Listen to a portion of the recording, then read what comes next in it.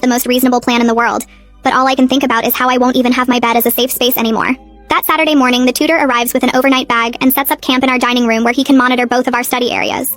The hours blur together with Russian vocabulary drills and grammar exercises, and I can feel my brain getting fuzzy from exhaustion. Around 3 in the afternoon, I hear Dad's voice getting louder from Wyatt's area, and I know my brother must have mixed something up. Dad is yelling about how Wyatt said an Arabic word when today is supposed to be Russian day, and his voice keeps rising until I hear something crash. Then there's a knock at the front door and everything goes quiet.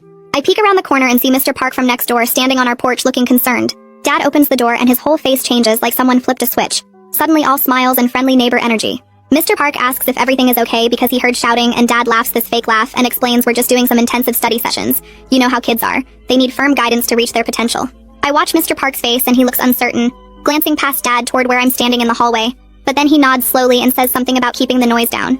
Dad thanks him and closes the door, and my brief, stupid hope that someone would actually do something dies right there in my chest. The rest of the weekend drags on with the tutor watching our every move, and I barely sleep at all during my designated rest periods. By Monday morning back at the school, I feel like a zombie walking through the halls. During lunch, I hide in the computer lab and create an anonymous account on a teen support forum I found last week. My hands shake as I type out a post describing the language schedule without using any real names or details that could identify us. I write about the constant pressure and the punishments and the feeling of never being able to relax even for a second. Just getting the words out to people who might understand makes something loosen in my chest that's been tight for weeks. I check back during study hall and there are already 3 responses, and they all say basically the same thing: that this isn't normal, that parents shouldn't treat their kids this way, that I'm not crazy for thinking something is wrong. Reading those words from strangers who have no reason to lie to me feels like someone finally turned on a light in a dark room. On Wednesday, Missy Sutherland calls me to her office during my free period, and when I get there, she's smiling in a way that makes me think something good might be happening.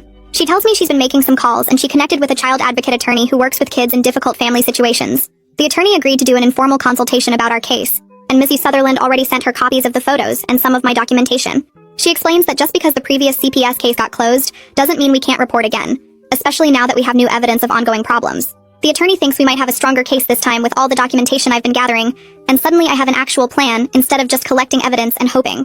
Mrs. Sutherland gives me the attorney's contact information written on a sticky note, and I fold it up small and hide it in my phone case. By Thursday morning, I wake up with a slight fever and my head feels heavy and achy. I tell Mom I think I'm getting sick and ask if I can skip my Arabic tutoring session, but she just feels my forehead and says I'm fine, that I'm probably just tired from the immersion weekend. The tutor arrives at 4, and I sit at the kitchen table trying to focus on conjugations while my head pounds and my throat hurts. Every Arabic word feels like it's scraping against sandpaper and I have to keep stopping to swallow.